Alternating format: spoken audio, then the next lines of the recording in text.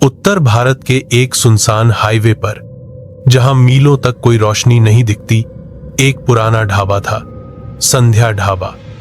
ये ढाबा कभी बहुत मशहूर हुआ करता था, लेकिन पिछले कुछ सालों से वहां एक अजीब सी वीरानी छाई हुई थी। फिर भी जो लोग रात को रास्ता भटक जाते या सफर में देर हो जाती, वे वहीं रुकते और कुछ तो कभी लौटे ही नहीं। कहानी की शुरुआत होती है विक्रम से, जो एक ट्रक ड्राइवर था, और जिस दिन की बात है वो अमावस की रात थी। विक्रम गोरखपुर से दिल्ली के लिए निकल पड़ा था। उसकी ट्रक की लाइटें बस सामने के कुछ फीट तक का रास्ता दिखा रही थीं। जैसे जैसे वो बहा, हवा में ठंडक के साथ कुछ अजीब सा एहसास भी घुलता गया। रात के करीब 12 बजे विक्रम को भूख लगी और उसने गाड़ी किनारे रोकी। कुछ दूर पर एक पुरानी टूटी फूटी सी इमारत नजर आई। उसी पर लिखा था संध्या ढाबा। ढाबे की दीवारें काली पड़ चुकी थीं। बरामदे में एक बूढ़ा आदमी बैठा हुक्का पी रहा था।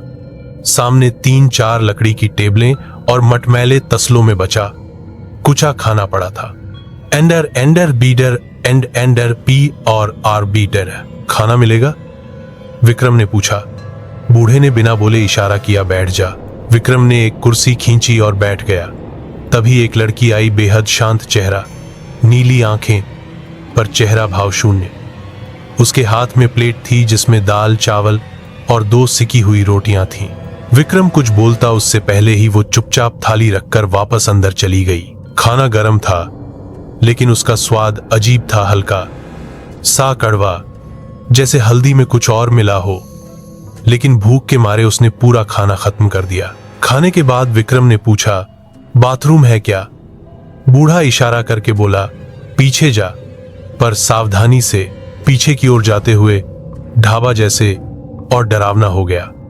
एक टूटी हुई दीवार के पास जाते ही विक्रम को किसी के रोने की आवाज आई। एक औरत की आवाज जो बेहद धीमी और दर्द से भरी थी।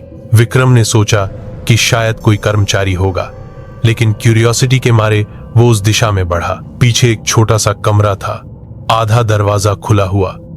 अंदर झांकते ही उसकी आंखें फटी की फटी रह गईं। वहां एक लड़की जमीन पर बैठी थी। उसके हाथ रस्सियों से बंधे थे और चेहरा खून से सना हुआ। उसने विक्रम को देखा और धीमे से कहा, बचाओ, वो मुझे मार देंगे। विक्रम पीछे हटा और दौड़ता हुआ वापस गया। उसने बूढ़े से पूछा, ये क्या है? वहां कौन है?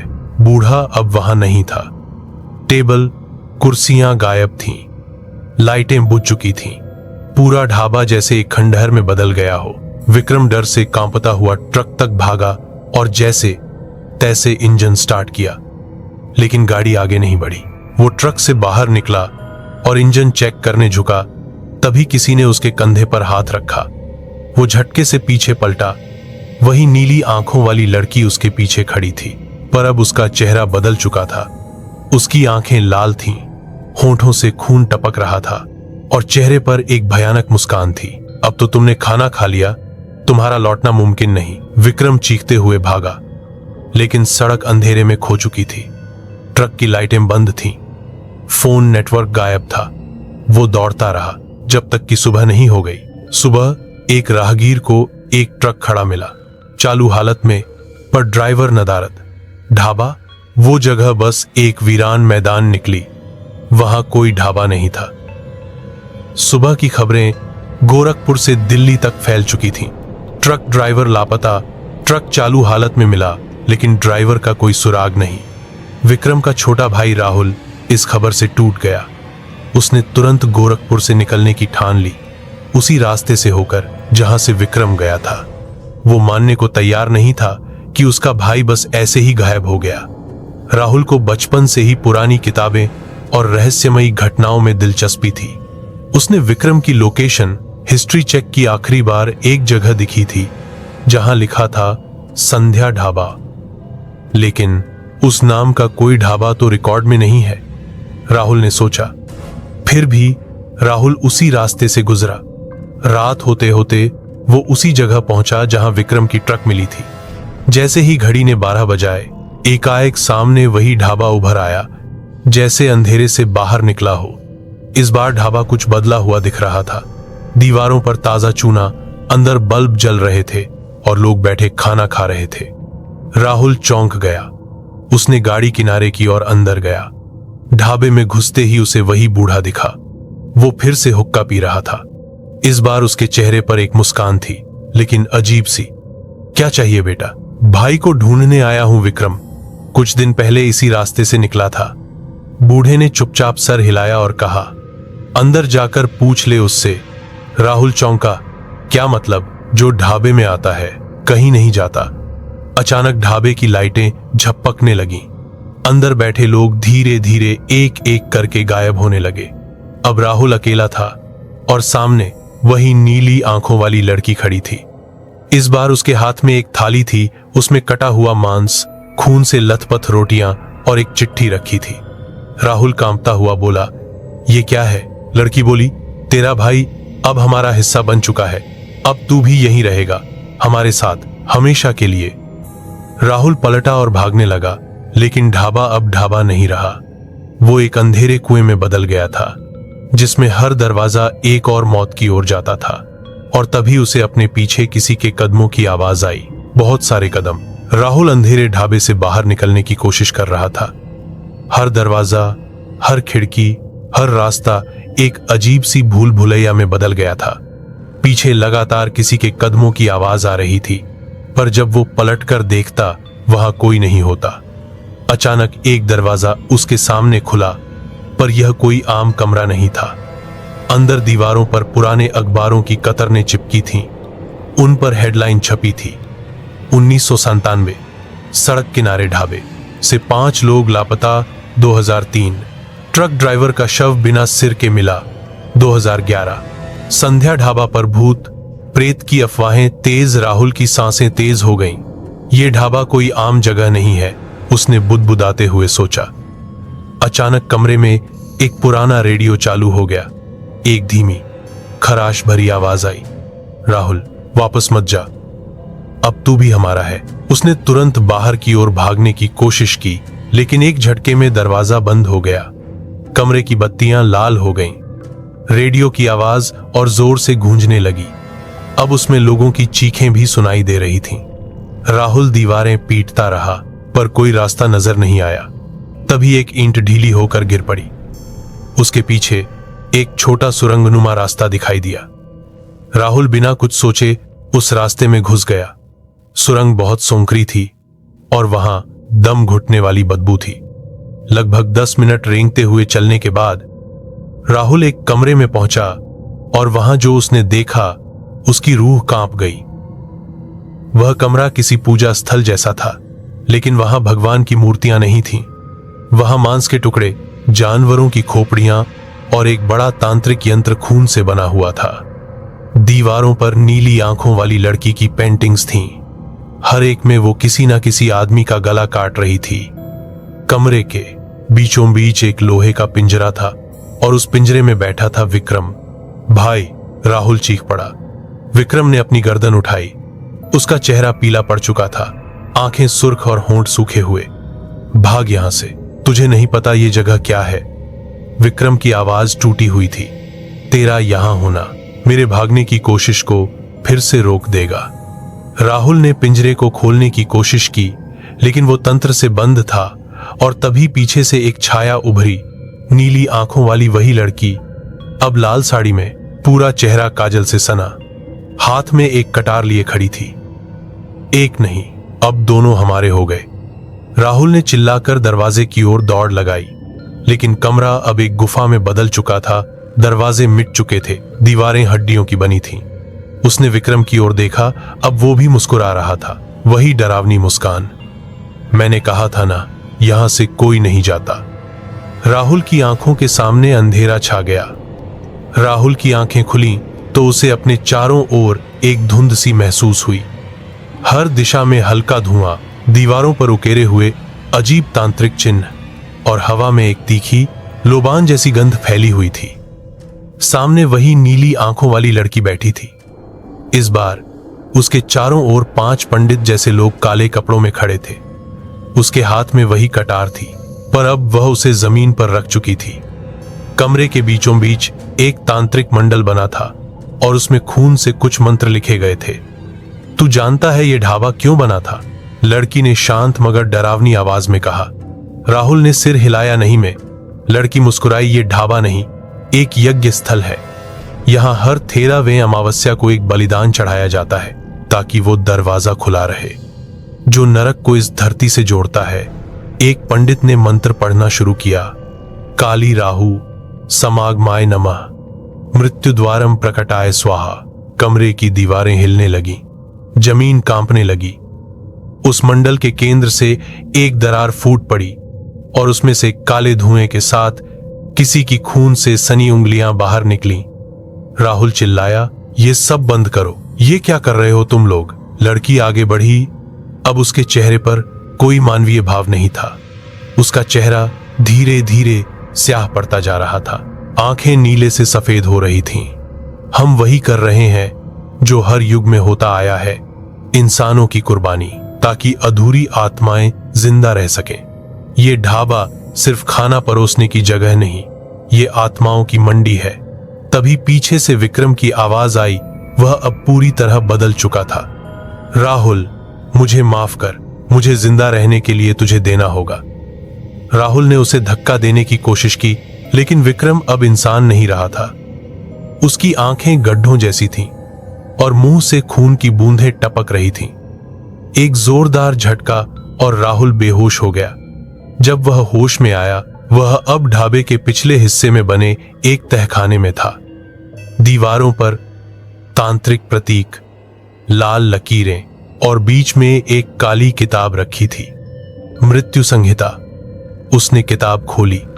उसमें वही नीली आंखों वाली लड़की की पेंटिंग थी, पर यह पेंटिंग धीरे धीरे हिल रही थी और एक वाक्य उभरा, तू अगला है, अब बच नहीं सकता। कमरे के कोने में एक पुराना टेप रिकॉर्डर रखा था। उसने चलाया। उसमें एक रिकॉर्डिंग चली। अगर ये सुन रहा है तो शायद तू आखिरी जिंदा इंसान है जो इस ढाबे में आया है। इस किताब को मत पढ़, इससे जुड़ी हर आत्मा तुझसे जुड़ जाएगी। भाग जा अगर बचना चाहता है। राहुल कांप गया। उसने किताब उठाकर दीवार से दे मारी, पर उससे एक गूंज उठी, अब तुझे छोड़ना हमारे हाथ में नहीं। कमरे की छत से खून टपकने लगा और दीवारों से आवाजें आने लगीं। राहुल, राहुल, तू हमारा हो चुका है। उसने जोर से चीख मारी, पर आवाज उसी में गूंजकर लौट आई। राहुल की चीख जैसे उस तहखाने की दीवारों को चीर गई हो, लेकिन बाहर कोई हलचल नहीं हुई। वो अभी भी उसी कमरे में था जहां मृत्यु संहिता नाम की किताब धीरे धीरे जल रही थी और जलने से निकलता धुआं हवा में कुछ अजीब आकृतियां बना रहा था। वो जैसे तैसे अपने पैरों पर खड़ा हुआ और कमरे से बाहर निकलने की कोशिश करने लगा। तभी एक दरवाजा अपने आप खुल गया। सामने एक सीढ़ी थी जो तहखाने के और भी नीचे जा रही थी। राहुल जानता था उसे अब लौटना नहीं है, उसे नीचे जाना होगा जवाबों की तलाश में। सीढ़ियां बहुत पुरानी थीं और नीचे उतरते उतरते गंध तीव्र होती गई सड़ी हुई लाशों की। अंधेरे में एक बत्ती टिमटिमा रही थी। जैसे ही राहुल नीचे पहुंचा, उसे अपने चारों ओर बंधे हुए लोगों की चीखें सुनाई दी। उसने देखा दीवारों में लोहे की जंजीरों से बांधे हुए कई लोग थे जो अर्धहोश में थे। उनके शरीर पर कटे फटे निशान थे और कुछ की आंखें गायब थीं। उनमें से एक बूढ़ा आदमी बड़बड़ा रहा था, वो आत्माएं किताब से बंधी हैं, जिसने भी उसे पढ़ा वो इनका हिस्सा बन गया। अब तू भी हमारा हिस्सा है। राहुल घबरा गया। तभी दीवारों से अचानक एक नीली रोशनी फूटी और सामने नीली आंखों वाली वही लड़की हवा में तैरती दिखाई दी। तू तहखाने तक आ गया, मतलब तुझे अब सब कुछ पता चल जाएगा। उसका शरीर अब पूरी तरह बदल चुका था।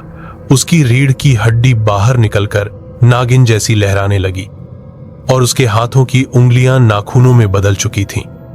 हर आत्मा जो इस ढाबे में मारी गई उसी किताब से बंधी है, लेकिन उस किताब का हर पन्ना किसी की जान से लिखा गया है।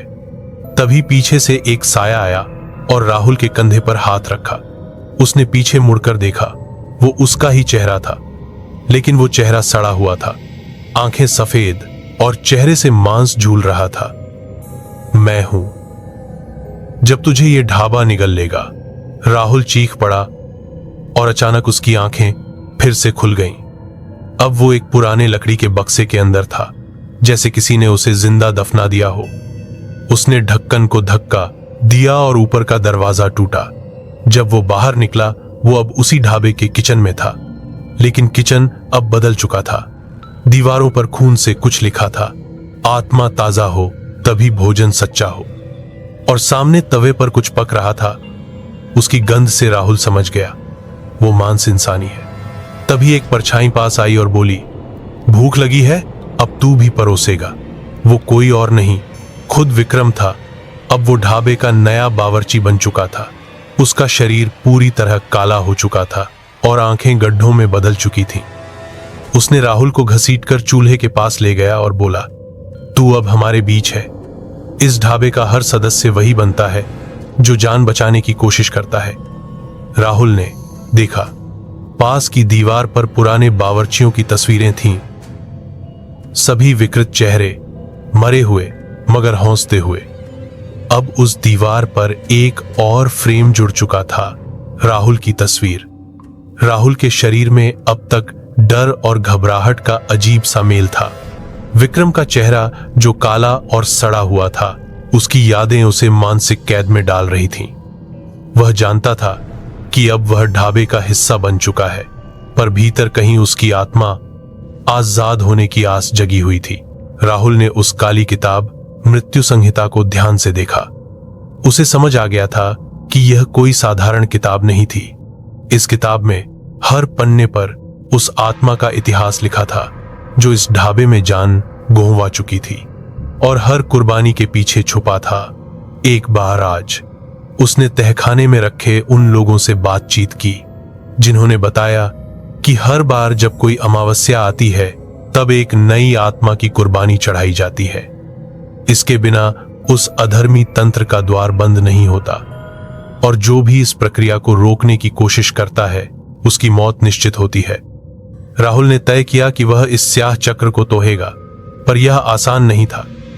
उसे उस मृत्यु संहिता की असली ताकत को समझना था और ढाबे में छुपे उन पंडितों के षड्यंत्र को बेनकाब करना था।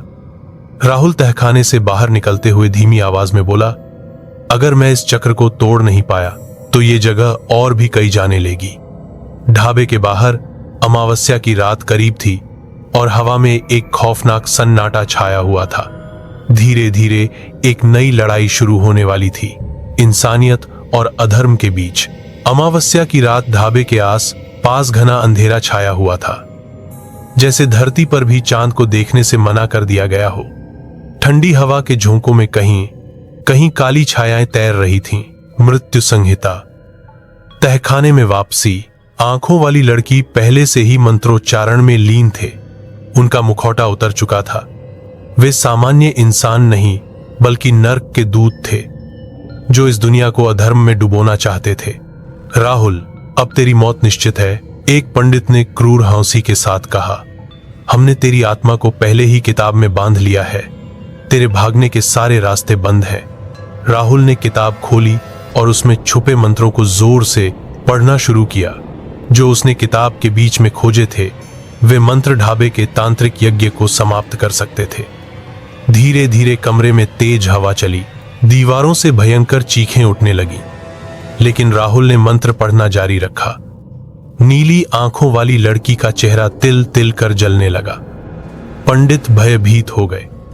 एक जोरदार विस्फोट हुआ और तहखाने की दीवारें टूटने लगी। अचानक उस काले धुएं से भरे दरवाजे पर तेज रोशनी आई जो नरक के द्वार को बंद कर सकती थी। राहुल की आवाज पूरे ढाबे में गूंजी, तुम्हारा अधर्म अब खत्म। अंधकार में से विक्रम की आवाज आई, मैंने भी इस चक्र को तोड़ने की कोशिश की थी, अब तेरा वक्त है। धीरे धीरे विक्रम का साया रूप में प्रकट होना शुरू हुआ। उसके चेहरे पर भी पछतावे और शांति का भाव था। अंत में वह नीली आंखों वाली लड़की चिल्लाई और हवा में घुल गई। पंडित भाग खड़े हुए। तहखाने का द्वार बंद हो गया। ढाबे में एक शांतिपूर्ण सन्नाटा छा गया। राहुल ने सांस ली, वो जानता था कि लड़ाई जीत ली है, लेकिन उसकी कीमत भी भारी थी। विक्रम और कई अनजान आत्माओं की कुर्बानी के बदले ढाबा अब खाली था। सुरंग की दीवारों पर तांत्रिक चित्र और अजीब से चिन्ह उकेरे हुए थे, जो जैसे चेतावनी दे रहे हों, यहां आगे मत बढ़ो। लेकिन राहुल का मन अब डगमगाने वाला नहीं था। वह जानता था कि यही उसकी आखिरी लड़ाई थी, अधर्म और उसके जीवन के बीच। सुरंग के अंत में एक विशाल कक्ष था, जहां एक प्राचीन ताला लगा हुआ था। उसकी चाबी कहीं खो चुकी थी। वहीं बीचों बीच एक काला सिंहासन था और उसके सामने एक पुरानी मेज पर एक छोटी सी संदूक रखी थी। संदूक पर लिखा था अंतिम कुंजी। राहुल ने अपनी पूरी हिम्मत जुटाकर संदूक खोला।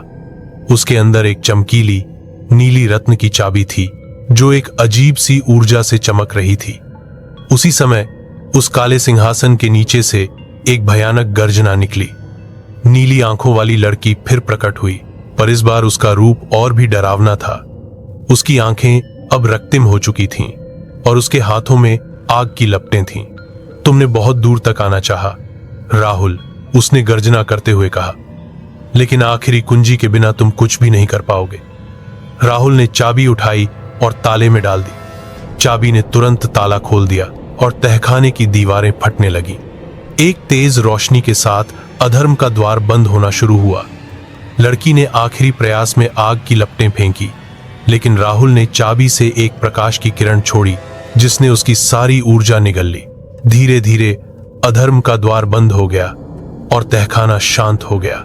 राहुल ने सांस ली। वह अब आजाद था, पर उसकी आंखों में अब भी वह नीली रोशनी चमक रही थी, जैसे वह ढाबे का अंतिम रक्षक बन चुका हो। कहानी यहीं समाप्त होती है, पर रहस्य कभी खत्म नहीं होते। लेकिन राहुल के दिल में एक सवाल था, क्या सचमुच यह खात्मा था या कहीं से कोई नया भयावह अध्याय शुरू हो रहा था? ढाबे की शाम गहराई थी, पर राहुल के दिल में जो सवाल उठ रहे थे वे अंधेरे से भी गहरे थे। विजय के बाद भी ढाबे के तहखाने में जो रहस्य दफन थे वे पूरी तरह उजागर नहीं हुए थे। राहुल ने तब तहखाने के एक पुराने हिस्से में एक झुरमुट देखा, जहां एक गुप्त कक्ष का द्वार छुपा हुआ था। उसका दिल तेजी से धड़कने लगा। उसने हिम्मत जुटाई और उस दरवाजे को खोला। अंदर एक छोटा धूल भरा कमरा था, जिसमें एक अधूरी डायरी पड़ी थी। डायरी की पन्नियां भले ही फटी हुई थीं, पर उसमें एक चेतावनी थी, जो भी इस ढाबे में आता है उसकी आत्मा यहां फंस जाती है। मौत यहां एक खेल है, पर खेल के बाद भी खत्म नहीं होती। राहुल ने आगे पढ़ा कि यह ढाबा कभी एक पवित्र स्थल था, पर उसे अधर्म के लोगों ने अपनी हवस के लिए बर्बाद कर दिया। जो भी ढाबे में आता है वह न केवल अपनी जान खोता है, बल्कि उसकी आत्मा भी अधर्म के चक्र में फंस जाती है। ढाबे की दीवारों पर अब भी हल्की सी आवाजें गूंज रही थीं, जैसे कहीं से कोई पुकार रहा हो। राहुल समझ गया कि लड़ाई खत्म नहीं हुई थी, असल खतरा अब शुरू हो चुका था। उसने तय किया कि वह ढाबे को छोड़कर कहीं दूर चले जाएगा। लेकिन तभी उसकी नजर एक ताजा तस्वीर पर पड़ी, जिसमें वही नीली आंखों वाली लड़की और विक्रम की छवि थी, पर तस्वीर में उनका चेहरा धुंधला और जिंदा सा था। यहां से भागना आसान नहीं, राहुल, एक आवाज उसके कान में गूंज उठी। यहां की आत्माएं कभी मरती नहीं। राहुल का दिल जोर जोर से धड़कने लगा। उसे समझ आया कि यह ढाबा कहीं से भी खत्म नहीं हुआ, बल्कि ये अधर्म का एक नया केंद्र बन चुका था। राहुल ने ढाबे की उस धुंधली तस्वीर को देखते हुए अपने आप को संभाला। उसके दिमाग में एक डर था, जो अब बस एक शारीरिक भय नहीं रह गया था। यह एक आत्मिक साया था, जो उसे लगातार घेर रहा था। ढाबे के बाहर की दुनिया अब भी सामान्य लग रही थी, लेकिन राहुल जानता था कि वह सामान्य दुनिया में अब वापस नहीं जा सकता। उसकी आत्मा का एक हिस्सा यहां इस अधर्म के चक्र में फंसा हुआ था। वह रात को अपने कमरे में बैठा था, जब अचानक एक तेज ठंडी हवा के झोंके ने दरवाजा खोल दिया।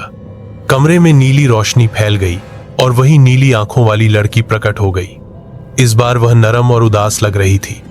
राहुल, उसने कहा, तुमने चक्र तोड़ दिया, पर इसका अर्थ ये नहीं कि अधर्म खत्म हो गया। ये तो बस शुरुआत है। इस ढाबे की आत्माएं कभी शांत नहीं होंगी, वे तुम्हें हमेशा पाएंगी। राहुल ने हिम्मत करके पूछा, तो मैं क्या कर सकता हूं? क्या कोई रास्ता बचा है? लड़की ने धीमी आवाज में जवाब दिया, अगर तुम सच में इस अंधकार को खत्म करना चाहते हो तो तुम्हें उस आखिरी कुंजी को ढूंढना होगा जो इस ढाबे के नीचे कहीं दफन है। राहुल ने उस रात पूरे ढाबे में तलाश शुरू कर दी। तब उसे एक पुरानी दीवार में छुपा हुआ एक सुरंग का द्वार मिला। वह सुरंग गहरे तहखाने की ओर जाती थी, जहां से शायद अधर्म की जड़ें निकली थीं। सुरंग के भीतर जाते हुए राहुल को अपने पीछे कोई सुन रहा था, पर जब वह मुड़ा तो वहां कोई नहीं था। उसकी सांसें तेज हो गईं और उसका दिल बेकाबू हो गया। आगे बढ़ते हुए उसे एहसास हुआ कि यह लड़ाई अब सिर्फ जिंदगी या मौत की नहीं थी, बल्कि उसकी आत्मा और उसके अस्तित्व की थी। राहुल ने गहरे तहखाने की उस सुरंग में कदम रखा। हर तरफ अंधेरा था और ठंडी नमी उसकी त्वचा पर चुभ रही थी।